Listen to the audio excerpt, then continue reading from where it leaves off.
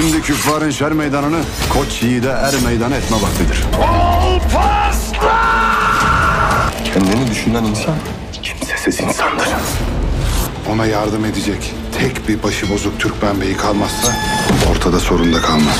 Alparslan'ı durdurmanın mutlaka bir yolu olmalı. Bundan gayrı yaptıklarından Selçuklu Devleti mesul değildir.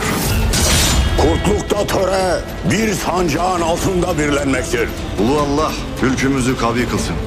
Amin. Sultan Tuğrul'un buyruğudur. Çağrı Bey oğlu Alparslan, Ali Selçuk topraklarını terk etsin.